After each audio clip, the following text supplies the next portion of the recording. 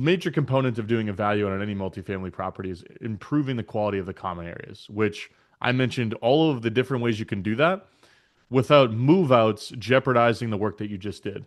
Now, to elaborate on that thought, part of improving the common areas is oftentimes painting the common areas and replacing the flooring in common areas. That said, you don't want to do that if you have a plan to turn over a large number of the units, or if you just expect that you're going to have a large number of move outs. What's going on, everybody? Welcome back to another episode here on the Multifamily Wealth Podcast. In this episode, I'm going to be answering some listener submitted questions.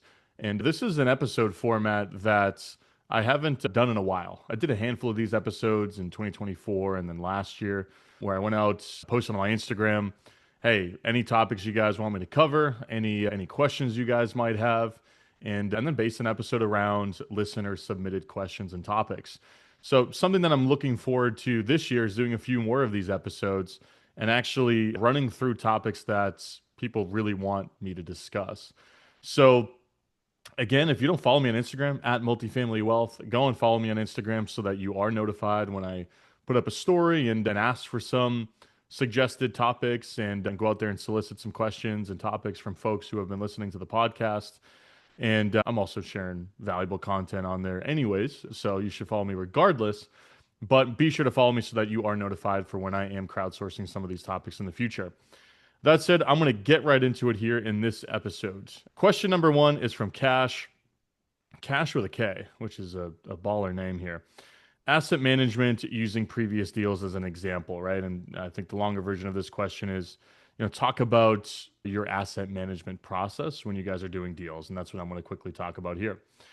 So generally speaking, we have a similar asset management process to many multifamily operators, right? I think the fundamentals are basically the same as it relates to successful multifamily asset management. But I'm going to share some wrinkles as it relates to like what we do internally that may separate us from what other folks are doing. So number one, on a long-term basis, we do, bi-weekly check-in calls or weekly check-in calls, depending on the size of the asset itself. For most of our deals, we're doing weekly. For some of our smaller ones where there's not that much going on from a business plan standpoint, maybe it's bi-weekly. But on these calls, we're talking about three main topics. One is leasing and, basically any vacancies we have. So kind of leasing / unit turnover. So these are, we're renovating a unit or we have a unit that's renovated and now we are listing this building for for rent. And we're going out there and looking for a tenant. That's kind of the first component of that call. And we're trying to troubleshoot any issues that may be coming up within that process at that particular building. Number two is we're talking about delinquencies and any ongoing evictions. So this is where we're making plans around cash for keys. This is where we're talking about trying to bring somebody back to current from a balance standpoint if they're falling behind. This is where we're talking about any kind of specialized scenarios from an eviction standpoint. And then number three, we're talking about unrelated topics, which could include exterior CapEx, systems CapEx, other components of the business plan, or just anything else that we feel like we need to discuss about the property. So the vast majority of the time is spent on one and two because those, that's what drives revenue. And that's what fundamentally is really important to discuss on a recurring asset management call. But I highly recommend you set these up with your PM or, your third-party PM or your internal PM team if you haven't already. That said, a lot of folks do that, right? That's probably not that insightful in terms of sharing that on a podcast. What I think separates us a little bit is what we do immediately post-close from an asset management standpoint. So when we buy a deal, the first 30 days of owning that deal, we want to take care of all of the low-hanging fruit from a CapEx standpoint. And this is what I'm talking about from like a common areas and exterior CapEx standpoint. So replacing exterior doors that are in rough shape, painting exterior window trim that's rough, painting exterior porches or exterior staircases, touching up the parking lot, pruning back, trees that are hanging over the roof, cleaning the common areas in terms of going in there, cleaning out any junk, etc. Proactively addressing any lingering maintenance requests that tenants might have. Hey, anything not working in your unit, anything that you asked the previous owner to do that they just didn't do that you'd like us to take a look at. Replacing exterior lighting, replacing common area lighting, doing all of the different things that make the property nicer, cleaner, safer to live. Once we do all that, right, and sometimes that takes 30 days, sometimes that takes 2 months, Let's say we're doing a roof or something like that, or let's say we're closing in the winter in January and we can't get to a lot of these items because the weather doesn't allow us to. Maybe we're going to wait a little bit longer. But once we do all of that, then we revisit the, kind of the management component of the value add process. Now we're going to look at leases. We're going to look at offering renewals or issuing, long-term notices to vacate paired with some cash for keys to access some units. We're going to work through the process of actually optimizing the rent roll and then turning units as those units become vacant. And the reason we front load as much of this as we possibly can is so that we build goodwill with the tenants and so that we show them we're willing to invest in the property and that we're going to run the building differently than the last owner did. Now, there's one component to this that I think is important to mention, and it's a mistake that we've learned the hard way. And frankly, I don't even want to say it's a mistake. It's just something that we've learned. Some people take a different approach. I'm just going to talk about the way that we approach it. A major component of doing a value on any multifamily property is improving the quality of the common areas, which I mentioned all of the different ways you can do that without move outs jeopardizing the work that you just did. Now, to elaborate on that thought, part of improving the common areas is oftentimes painting the common areas and replacing the flooring in common areas. That said, you don't want to do that if you have a plan to turn over a large number of the units or if you just expect that you're going to have a large number of move outs. Because in that case, you do all this work and then the walls get completely scuffed up, the flooring gets banged up, and you just did a whole bunch of work that doesn't really matter because you're turning over a lot of these units anyways. So in those particular situations where if we know that a large segment of the tenant base is going to turn over, we wait to do a lot of that work until we access a number of these units, and then we do that work while we're turning the units, and then that makes the units show better when we ultimately go to lease it. So the first kind of 30, 60, 90 days are really important when you take over a building because you're showing all the residents at the building what your time of ownership is going to look like and the type of property manager or owner that you're going to be. But on a recurring basis, everything I mentioned, I think, is just kind of the table stakes of successful asset management.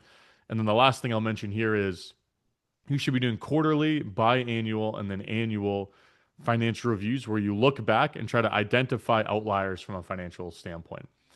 Now, that's the bare minimum. If you really want to be exhaustive, you're doing this on a monthly basis. If you have a large asset, you should be doing this on a monthly basis where you want to catch, high variance expenses. But bare minimum, quarterly is how often you should be doing this. And I think there are many ways that you can optimize this process with AI where you can upload, for example, if you have a full year of financials from a previous year, very simple prompt, upload last year's financials with the trailing quarterly, highlight any discrepancies, highlight any expense line item that's more than 10% different than it was last year during the same time period. I'm not going to just run through everything you can do from an AI standpoint, but start thinking about how you can use AI to interpret a lot of financial data because that's when that process is going to become much more simplified for you. All right.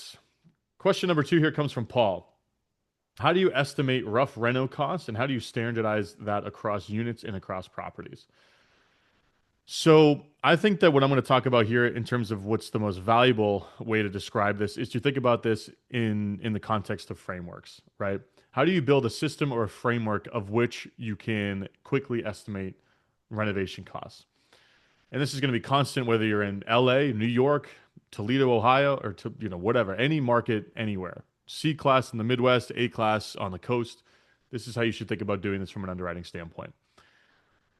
This process becomes much easier when you start to look at this on a square foot basis. And you should have, call it 3 tiers of renovations: light, moderate, heavy. At least that's the terminology we use in our business. Light is paint, flooring, fixtures. Moderate is paint, flooring, fixtures. Maybe you're doing a bathroom. Maybe you're doing some doors. Maybe you're doing some other stuff. Heavy is everything, including kitchen. Now, adjust this, for your business. This is how we think about it because pretty much every single deal that we take over, we're going to do at least a light renovation, which is paint, flooring, fixtures at a minimum. And there's a couple different ways on how you can kind of estimate this, right? You can call the subcontractors who would work on this stuff and ask them for the per unit pricing. How much would you charge to paint, per square foot an apartment? Ask the flooring vendors, how much are you going to charge per square foot to do flooring? Then you start to ballpark it per room, light fixtures, electrical, switch plates, outlets, fixtures from a bathroom standpoint. Maybe you're just going to do the plumbing fixtures. You're not going to do the tub surround or the shower surround or anything like that. And then you kind of start to get a sense of what this looks like overall. Then you do the same thing if at the moderate level, what's it cost to do a typical bathroom? What's it cost to do a typical kitchen? Then you do the same thing, or I should say, when you're getting the kitchen involved, that's going to be on the heavy side, right? And you can slightly adjust if you're just painting cabinets versus if you're totally replacing cabinets and countertops and appliances, etc. But try to bucket it into three different tiers. In our worlds, we're typically looking at a range. Again, this is somewhat dependent upon the class, whether it's CB class, what we're doing from a finishing standpoint. But we're in the, call it, $10 to $12 range for a light renovation. We're in the, call it 14 to 16 range per foot. I'm talking about for a moderate, and we're in that 18 to 20 range for a heavy. So, for example, if we have 1,000 square foot apartment, 1,000 square foot 3 bedroom apartment for a light flooring, paint, just fixtures, we're going to probably be around 10 to 12. This is again early 2026. I'm recording this. If we're in the moderate range, we're going to be 14 to 16. Maybe that's paint, flooring, bathroom fixtures. And if we're doing the kitchen as well, we're going to be 18 to 20, right? And that's like everything goes right. Now, if you got to do stuff like you got to run plumbing to move a sink or to move a vanity, or now you got to do some electrical work, or you got to do the exterior door as well as some of the other stuff in the unit. Maybe you got to get into ceiling work. Well, okay, maybe you have like a gut level, right? And for in our business, that's called $25 a foot is typically where we're coming in at that level. But whatever the number is in your marketplace, you need to just go out there and do a couple deals, ask a couple contractors what they typically charge, ask a couple investors in your market what they typically budget for, and then you have a framework of which you can download when you're estimating those costs and the deals that you're pursuing or underwriting, I should say. And the last thing I'll mention here is it's really helpful to have these conversations with a property management company, especially a property management company that oversees turnovers for their clients on a regular basis. So we own a management company that's based in New Hampshire. We are full service. We oversee all of our unit turns for our investors, and we have great relationships with GCs who handle this work for us. And if you just had a quick conversation with our project manager, our unit turn manager, they would quickly tell you like 2 bedroom, that city, moderate renovation where you're doing paint, floor, and kitchen, bath. Yeah, you're going to be at like, for 1,000 square feet, probably going to be like 15 grand, right? And you can start to piece these different data points together and pieces of information together to kind of build the knowledge around that on your end. Question number 3. I don't have a name attached to this one, just Apex Property Solutions here. Came in from a business account. But can you share your acquisition process, what it looks like and what your marketing spend looks like? So I'm going to expand the scope of this question or kind of tweak it a little bit and just talk about how we're pursuing deals right now and kind of what our marketing budget roughly looks like. And I'll share, I'll share kind of a range of numbers because it does fluctuate throughout the year as we track our marketing spend and where we're having success. But high level, we still do direct to seller marketing. Obviously, that's a core of our business for anyone who's listened to the podcast for any amount of time is aware of that. And then we heavily leverage our deep brokerage relationships and then deep, call it deal finder relationships, which are the wholesalers, the other investors, people that are not brokers per se, but can refer us to deals. Number one, on the direct to seller side, cold calling, direct mail, direct email. The big three, we bang those drums. Those are the drums that we're banging on a regular basis. We send mail quarterly, and then twice a year we send kind of a different type of mail piece to a smaller segment of our list. And that's the segment of our list that we really want to pursue. We call it our super list. That's like the geographical areas that we already own a ton of property and we want to buy more in. That's like the unit count range that we really want to buy. And these are typically like the longer term owners, people who have owned the buildings for 5, 7, 10 plus years, depending on the list that we're pulling. So we're still sending direct mail. We still have our data list and we're still going out there and cultivating relationships with these owners, both through cold calling and then through cold emailing. And once we start to have a discussion with an owner, we move them into a different bucket, which we define as a lead. And then we work those leads with follow-up reminders in our CRM over a longer period of time. As for what we do on the broker side, right, we are very cognizant about building great relationships with brokers. And I think the 80-20 rule very much applies here, where 80% of building good relationships with brokers is just really a few things. It's being omnipresent in your market, email, newsletter, post on social, maintain one-to-one relationships with the brokers and reach out to them, ask them if they've got anything, coming up, ask them how they're doing, etc. Two, I mean, one, I should say, one in the level of importance is build a portfolio where you're constantly transacting so that you are a proven buyer. Two, execute on the deals when you're doing a deal with a broker. Do what you say you're going to do. Only drop or retrade a deal if it's for a material reason. And just be someone who's easy to work with. I cannot overstate the importance of just being easy to work with. Respond to your emails quickly. Be proactive. Be someone who just has a positive attitude, who doesn't get stressed during the transaction period. Embrace solutions as it relates to getting, working through more challenging components of a transaction. Try to close on time. Just do the thing. Be a pleasure to work with. We all know what that means. And then three, it's trying to be omnipresent, right? And that's how you start to do all the good stuff on the broker side, right? And start to build those good relationships. Now, the 20%, the other piece of this is, this is where you can get into some of the specialized stuff, like send some gifts to brokers throughout the year. Try to really go above and beyond to add value to them. Refer them to new clients. Refer them to lenders that you're working with who they might be able to refer to their other clients.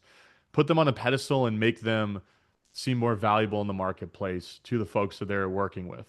Invite them to speak at a meetup that you host or a podcast that you host or whatever. Like doing all of the stuff that goes above and beyond. But generally speaking, do the basics, do them consistently and do them well is just, it's boring, but that's the real good advice, I think, generally speaking. In terms of our marketing spend, we don't market to a large list. I mean, we market to, depending on when we're pulling a list, anywhere from 2,000 to 3,000 different properties. We have a fairly concise area that we market to, and we're probably only spending 15 to 18 grand a year on outbound marketing. Now, obviously, we invest a significant amount of time and energy into finding both direct to seller deals and broker deals. We do spend a lot of time on prospecting, so that's not a quantifiable dollar amount. But in terms of marketing, we're spending, call it anywhere from $1,000 to $1,700 a month on average. We like to spend money on one-off gifts, on stuff like that we share with owners that we bought property from to continue building relationships with them so that we increase the likelihood they refer us to other owners who might want to sell that are in their network, or to increase the likelihood that we can buy the next deal that they want to sell if they own a portfolio. We do the same thing with our broker relationships, try to really be somebody who spends on those relationships in a meaningful way and in a thoughtful way. And generally speaking, I think that component of our marketing budget is what gives us some of the highest ROI outside of just the direct mail generating leads. And right now that's our process, right? And again, it's a good process for what our goals are, which is to buy 100 to 200 units a year and to buy a large percentage of those deals direct to seller with a smaller percentage, but still, a good amount just number wise of units and deals from brokers. Hopefully you guys found this episode valuable, and hopefully this is something that was more tactical and actionable that you can go out there and actually use and implement in your business. If you like this concept from a podcast episode standpoint, like this format, go out of your way to let me know, because I think that feedback really helps me understand how to put together better episodes for the audience. So if you do like this, go on Instagram, shoot me a DM with a question or a topic you want me to cover. Proactively do that even when I'm not asking for the suggestions, because I'm going to start filing them away and taking notes for that, so that when I do record these episodes, I have something to actually go and refer back to. And if you haven't already, please leave the show a rating and review. Email this, text this, share this episode with somebody in your network who you think might find it valuable. Friend, colleague, business partner, etc. Again, that helps the show get noticed by more folks and helps our audience grow. And again, thank you all for listening. Really appreciate it. And I'll catch you guys on the next episode.